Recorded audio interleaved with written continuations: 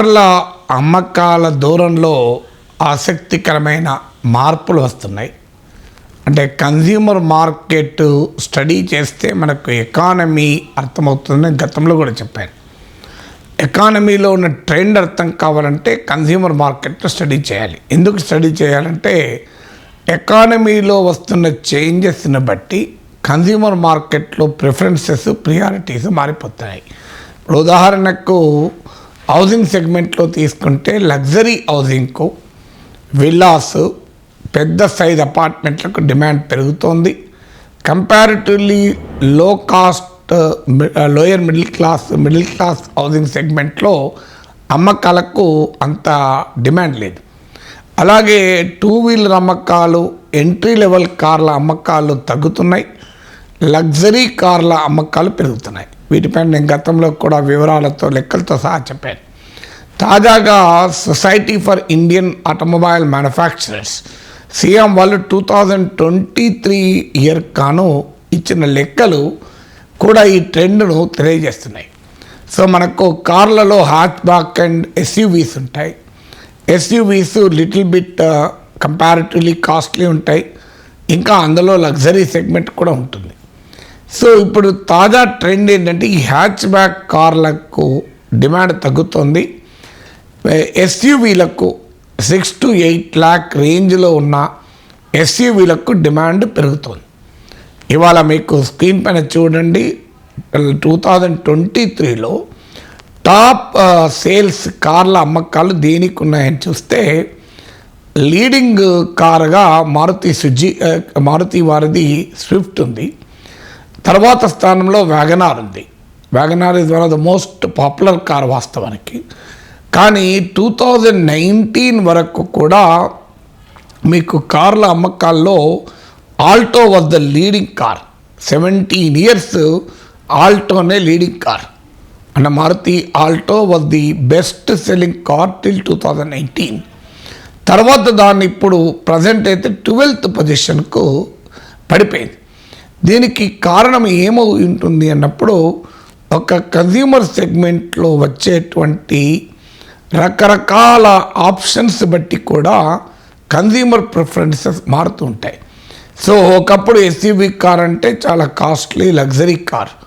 కానీ ఇటీవల కాలంలో ఈ 6 to 8 lakh సెగ్మెంట్లో మీకు రకరకాల ఎస్యూవీ కార్లు మోడల్స్ ఆప్షన్స్ వచ్చాయి. ఈ ఆప్షన్స్ రావడం వల్ల స్లోగా కన్జ్యూమర్ టేస్ట్ మారిపోతుంది. హ్యాచ్ బ్యాక్ కార్ కన్నా కూడా ఎస్యూవీని కొనడం వల్ల ఆల్టోకు డిమాండ్ పడిపోయింది.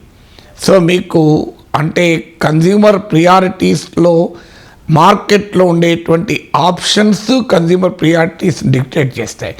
తర్వాత ఎకనామిక్ చేంజెస్ కూడా మనకు కన్జ్యూమర్ ప్రియారిటీస్ డిక్టేట్ చేస్తాయి.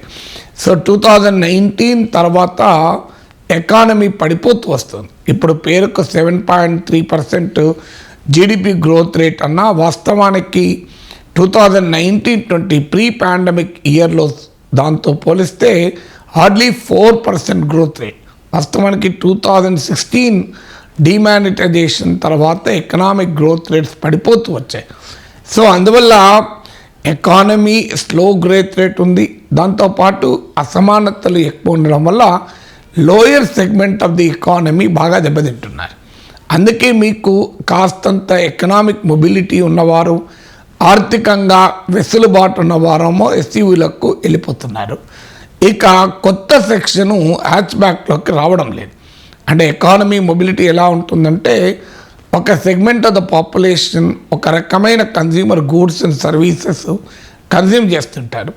వారికి కాస్తంత ఎకనామిక్ స్ట్రెంగ్త్ పెరిగాక వారు హయ్యర్ లెవెల్ కార్ కొనుక్కుంటారు, హయ్యర్ లెవెల్ ఇల్లు కొనుక్కుంటారు, హయ్యర్ లెవెల్ ఫెసిలిటీస్ కొనుక్కుంటారు. ఈలోగా అంతకుముందు ఈ ఫెసిలిటీస్ను అనుభవించని వారు ఈ లోయర్ లెవెల్ ఫెసిలిటీస్లోకి వస్తారు. ఇలా ఒక ఎకనామిక్ మొబిలిటీ పాపులేషన్లో కంటిన్యూస్ స్ట్రీమ్గా ఉన్నప్పుడు ఈ డిమాండ్ ప్యాటర్న్స్లో మార్పు రాదు. కానీ ఇప్పుడు ఏం జరుగుతుంది అంటే higher level of economic mobility ఒక సెక్షన్ ఉంటుంది. ఇక లార్జ్ సెక్షన్ ఆఫ్ ఇండియన్ పాపులేషన్కు ఆ ఎకనామిక్ మొబిలిటీ రావడం లేదు. అందువల్ల హ్యాచ్ బ్యాక్ కొనే కస్టమర్స్ ఆ పాపులేషన్ సెగ్మెంట్ ఏమో 6 to 8 lakhలో ఎస్యూవి కార్లు వస్తున్నాయి కనుక అటు గ్రాడ్యుయేట్ అయ్యారు. కానీ అసలు బండ్లు మాత్రమే కొనగలిగేవారు, కారు కొనలేని కెపాసిటీ ఉన్నవారు హ్యాచ్ బ్యాక్ కారు కొనాలి న్యాయంగా అయితే, వాళ్ళు కొనలేకపోతున్నారు. సో అందువల్ల ఎకానమీలో ఉన్నటువంటి ఇన్ఈక్వాలిటీస్ను ఈ కార్ల ప్రియారిటీస్ కూడా మనకు తెలియజేస్తాయి. Alto was the most popular car. ఇప్పటికీ కూడా గ్రామీణ ప్రాంతాల్లో ఆల్టో కార్ డిమాండ్ ఉండడం వల్ల మారుతి ఈ మోడల్ను రిటైన్ చేస్తుంది. కానీ స్లోగా ఇవాళ ఇప్పుడు దేశంలో 12th rank Alto segment. So అందువల్ల ఈ ఆల్టో కార్ అమ్మకాలు చూస్తే ఎకనామిక్ మొబిలిటీ ఇండియన్ పాపులేషన్లో ఎలా ఉందో కూడా మనకు అర్థమవుతుంది. అందుకే నేను ఈ మార్కెట్ ట్రెండ్స్ను చాలా సందర్భాల్లో మీకు విశ్లేషిస్తూ ఉంటాను. సో మన పర్సనల్ లైఫ్లో కూడా మీరు చూడండి, మొదలు ఒక సాధారణ 2 వీలర్ కొంటారు, తర్వాత కొద్దిగా కాస్ట్లీ 2 వీలర్ కొంటారు, సాధారణమైన కారు కొంటారు, తర్వాత ఇంకా కాస్ట్లీ కొంటారు.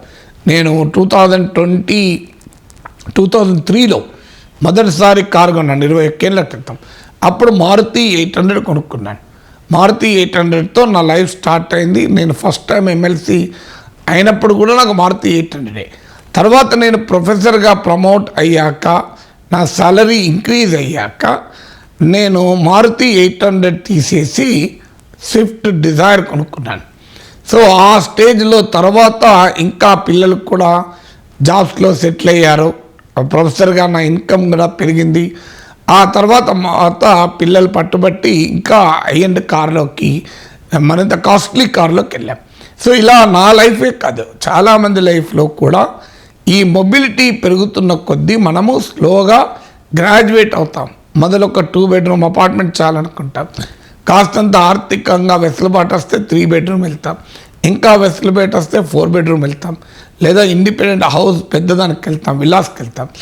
ఇలా మార్కెట్లో వస్తున్నటువంటి సేల్స్ను బట్టి, కన్జంప్షన్ను బట్టి ఎకానమీని చాలా జాగ్రత్తగా మనం స్టడీ చేస్తానికి అవకాశం ఉంటుంది.